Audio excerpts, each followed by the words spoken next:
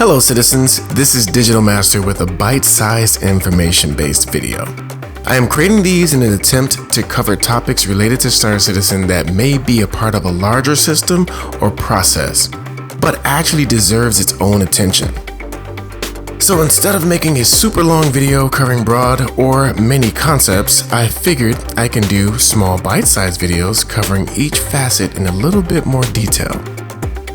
So in this video, I want to share some key information when comparing or choosing between melting or upgrading a pledge. If that sounds good to you, let's get started.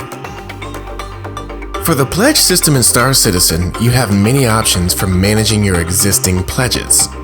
After acquiring a pledge, you have two options, which are melting or upgrading the pledge.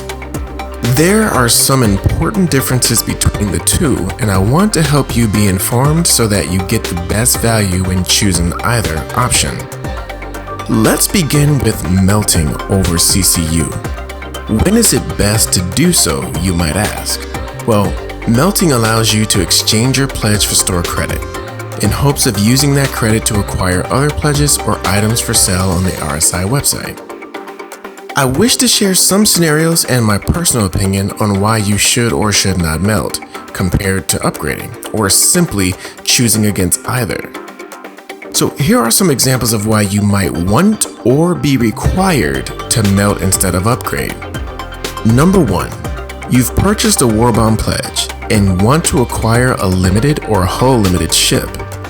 If you are unwilling or unable to pledge for the desired ship with 100% new money, then this scenario requires that you melt your pledge in order to apply the store credit received in addition to new money toward the pledge of your desired ship.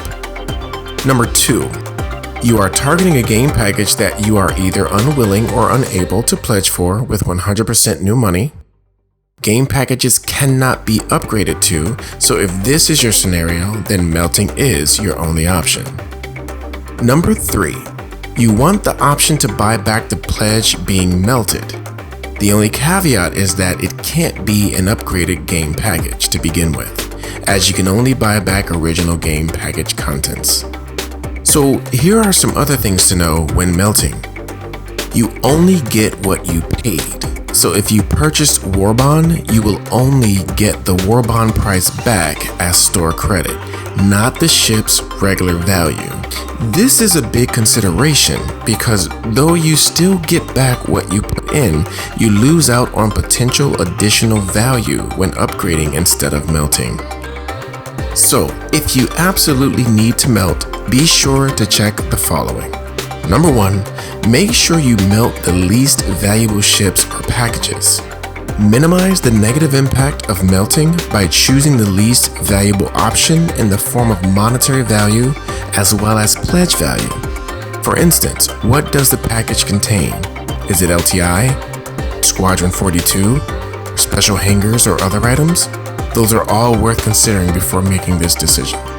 Number 2, the good news is that you can reacquire what you melt as long as it isn't an upgraded game package to begin with.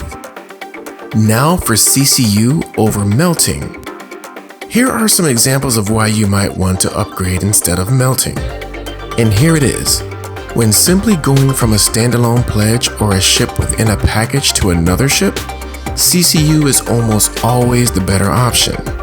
However, there are some key considerations to take into account.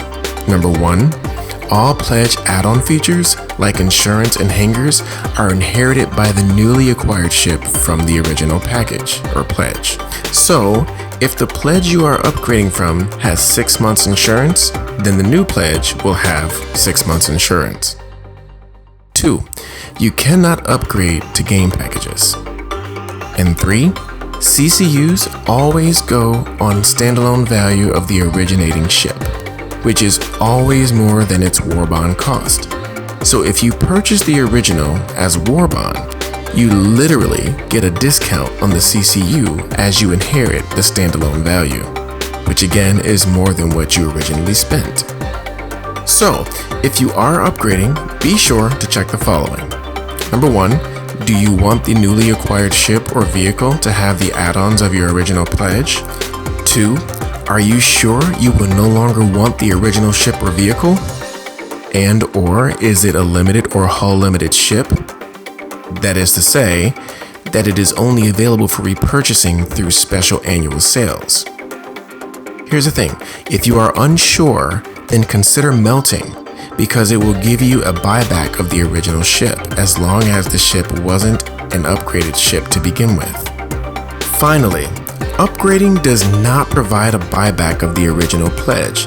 You would have to melt the newly upgraded pledge to get the option to buy back the original again. I believe I covered everything on this topic. So if not, please let me know in the comments. That is all for now. Thanks for watching, and if you enjoyed the video, please like and subscribe, as it does truly help me. Otherwise, I hope you got something from the video, and I'll see you in the verse.